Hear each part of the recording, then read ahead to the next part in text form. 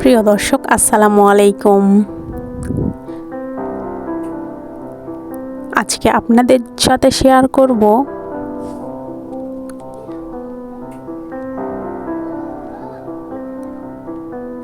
নারীরা কিভাবে সহজে জান্নাত লাভ করতে পারে। তাহলে চলুন দর্শক, ভিডিওটি না টেনে পুরোটাই দেখে নেওয়া যাক। আমাদের প্রিয় নবী সাল্লাল্লাহু আলাইহি সাল্লাম ইরশাদ করেছেন যে আমি এক রাতে স্বপ্নে দেখেছি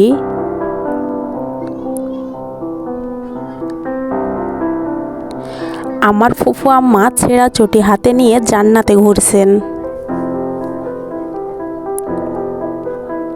তার পরের দিন সকালে আমি ফুফু আম্মার কাছে যাই এবং তাকে জিজ্ঞাসা করি যে আপনি কি এমন আমল করেছেন যে আমি স্বপ্নে এই অবস্থা দেখেছি।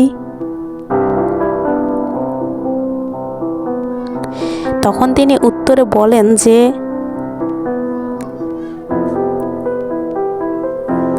আমি আমার স্বামীর বাধ্য থেকেছি।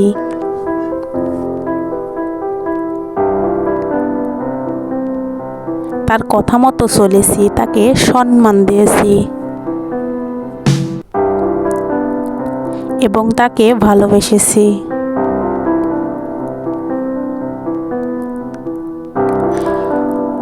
আর স্বামীর আনুগত্য থাকাই আমার ধর্ম।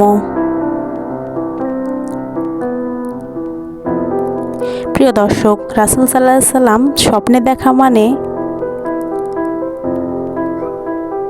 তিনি পৃথিবীতে বেঁচে থাকা অবস্থায় জান্নাত লাভ করেছেন। তাহলে পৃথিবীর সব নারীদের উচিত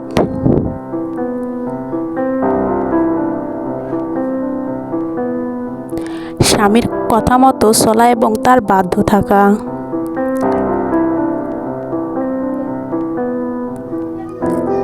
তাহলে আমরা নারীরা জান্নাত লাভ করব ইনশাল্লাহ। প্রিয় দর্শক, ভিডিওটি আপনাদের কেমন লেগেছে অবশ্যই কমেন্ট করে জানাবেন।